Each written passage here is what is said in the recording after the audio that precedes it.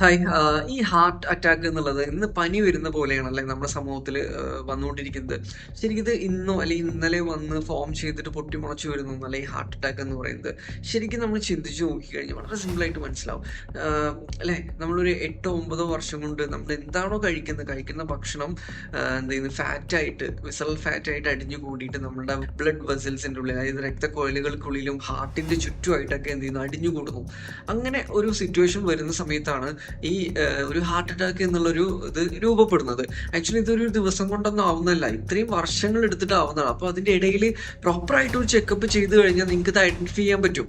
പക്ഷെ ഇതാരും ചെയ്യുന്നില്ല. യെസ്, സിമ്പിളായിട്ട് ഇപ്പോഴും ആളുകൾ ഡോക്ടേഴ്സ് ചെയ്യുന്നത് എന്താണെന്ന് വെച്ച് കഴിഞ്ഞാൽ ആൻറ്റിയോഗ്രാം ടെസ്റ്റ് മാത്രം ചെയ്യുകയാണ്. എന്നാൽ ഇന്ന് ഇത്രയും ആർട്ടിഫിഷ്യൽ ഇൻ്റലിജൻസിനെ പോലുള്ള അഡ്വാൻസ്ഡ് ടെക്നോളജീസ് വന്നിട്ട് ഇപ്പോൾ CT കൊറോണറി സ്കാൻ എന്ന് പറയുന്നൊരു അഡ്വാൻസ്ഡ് ഓപ്ഷൻ ഉണ്ട്. ഇത് വളരെ ഈസി ആയിട്ട് ചെയ്യാൻ പറ്റും. പക്ഷേ പല ഹോസ്പിറ്റലുകളിലും ഇത് പ്രോപ്പറായിട്ട് ചെയ്യുന്നില്ല, പഴയ മെത്തേഡ് മാത്രമാണ് ചെയ്യുന്നത്. അല്ലേ, ശരിക്കും പറഞ്ഞു കഴിഞ്ഞാൽ ഒരു ഇന്ത്യൻ ഹോസ്പിറ്റൽസ് ചെയ്തുകൊണ്ടിരിക്കുന്നതെന്ന് വെച്ചാൽ വളരെ ക്രൂവലായിട്ടുള്ള ഒരു ബിസിനസ്സായിട്ടാണ് എനിക്ക് തോന്നിയിട്ടുള്ളത്.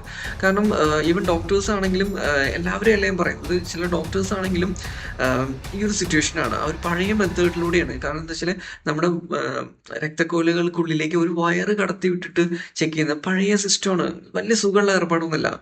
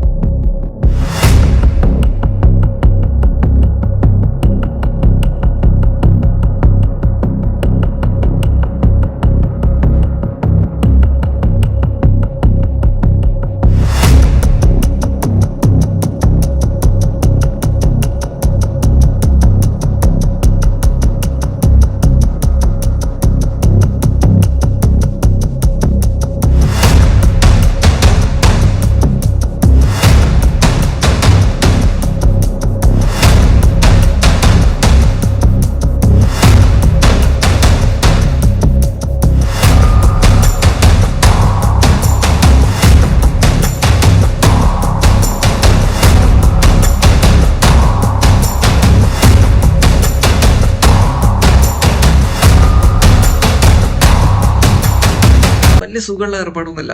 ഹാർട്ട് അറ്റാക്ക് വരാതിരിക്കാൻ നോക്കിക്കോ, അത്രയും നല്ലതാണ്. കാരണം ഞാൻ പറയുന്നത് ഇത് ഒറ്റയടിക്ക് വരുന്നതല്ല. നിങ്ങൾ വേണമെങ്കിൽ ചെക്ക് ചെയ്തോ, CT കൊറോണറി സ്കാൻ ചെയ്യാം.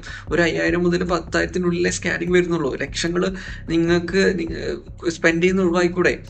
കാരണം ഇത് വന്നു കഴിഞ്ഞാൽ അത്ര സുഖമുള്ള ഏർപ്പാടൊന്നുമല്ല. അറ്റാക്ക് വന്നു കഴിഞ്ഞാൽ ജീവൻ പോണ പരിപാടിയാണ്. എന്തിനാണ് അതിന് നിൽക്കുന്നത്? ജസ്റ്റ് ചെക്ക് ചെയ്തിട്ട് നിങ്ങൾക്ക് അത് ഒഴിവാക്കിക്കൂടെ?